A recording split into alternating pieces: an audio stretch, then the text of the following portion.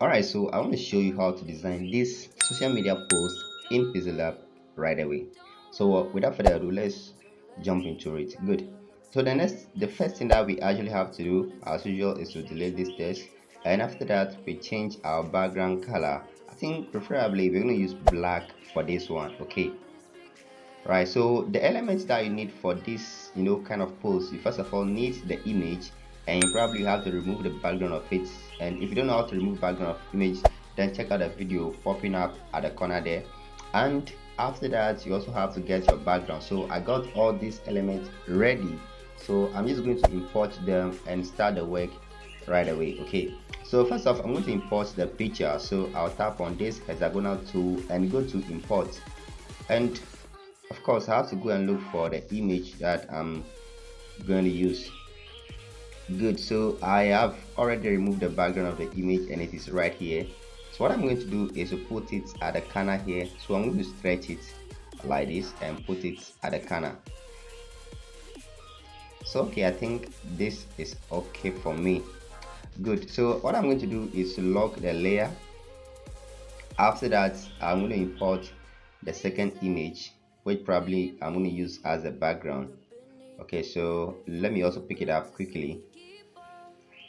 Good. I think I got it right here. And what I'm going to do for this one is to make it a square image. So I'm going to use the 1:1 ratio at the top here, and after that I'll tap on a check mark.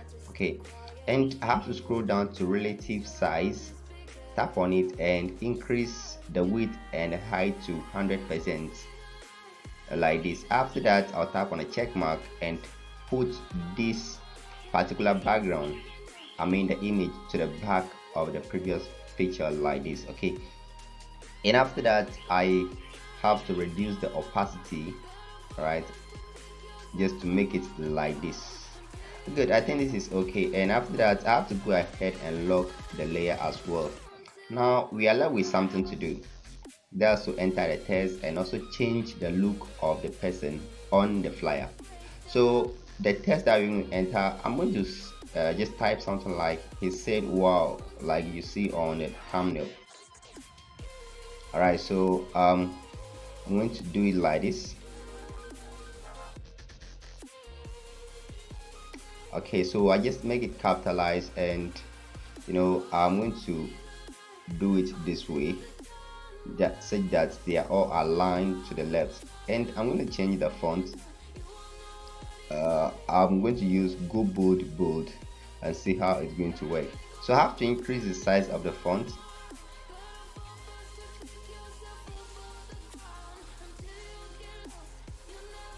Okay, I think this is pretty cool. Right, so I'll tap on the check mark after this, and I have to change the color of the font. So I'm going to use something related to orange for this particular one.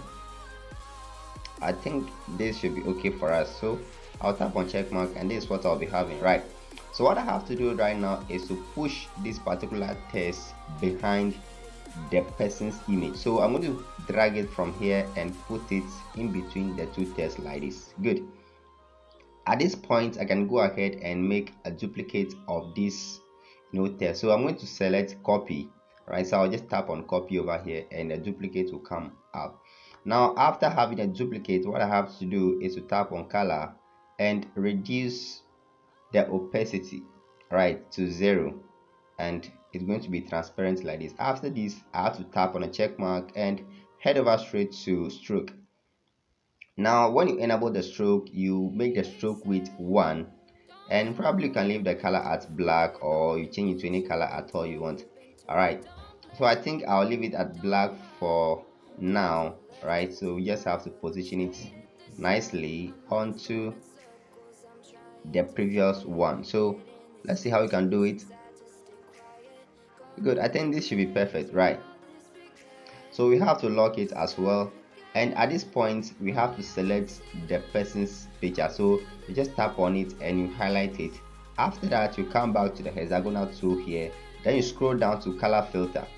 Right, we are going to use black and white, so we move the hue to -180 and the saturation to -100. Right, so you can play around with the brightness and other contrast stuff over here depending on the image that you are using. Okay, every image will vary.